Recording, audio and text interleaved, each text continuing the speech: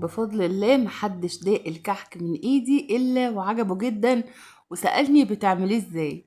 الحقيقة ان انا بعمله بطريقة بسيطة قوي من غير مكونات معقدة ولا طريقة معقدة خالص، بالعكس سهلة جدا.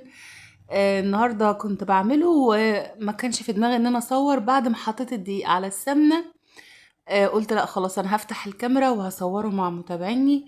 يمكن حد حابب يعمل شوية كحك في الجو اللي احنا فيه ده. حلو جدا في الفطار مع شوية شاي بلبن مع شوية شاي. حلو وجميل بينفع جنب الفطار جنب أي حاجة. صلوا على النبي كتير، وقبل ما نبدأ الفيديو يا ريت تعملوا لي لايك وتشتركوا في القناة بتاعتي لو لسه مش مشتركين. أنا اسمي خالته هند. ايه رأيكم في الحلاوة دي؟ صلوا على النبي عليه الصلاة والسلام.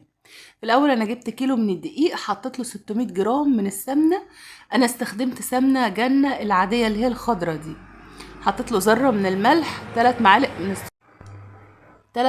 السكر، 3 معالق من السمسم. وقعدت ابس فيه كده حوالي 10 دقايق. بعد كده نزلت بكيس خميره فوريه عادي على العجين كده.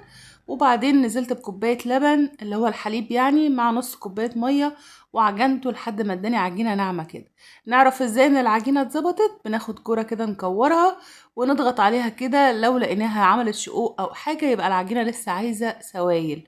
طيب لو لقيناها ناعمه زي ما انتم شايفين كده يبقى العجينه مظبوطه وبقت زي الفل. في ابسط من كده؟ لا مفيش ابسط من كده. صلى على النبي عليه الصلاة والسلام.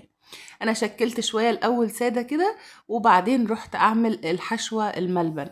نص كيلو الدقيق بياخد نص كيلو من الملبن. فاهمين يا خالته هند؟ يعني انتوا لو هتحشوا الكيلو كله يبقى هتجيبوا كيلو من الملبن. انا جبت نص كيلو، حطيت عليه 3 معالق سمسم، معلقتين سمنه كبار، معلقه من جوز الهند، نص معلقه من البيكنج باودر، وعجنته لما بقى عجينه بالمنظر ده. خدت بقى حتة العجين كده على حسب مقاس الكعك زي ما انتوا بتحبوا.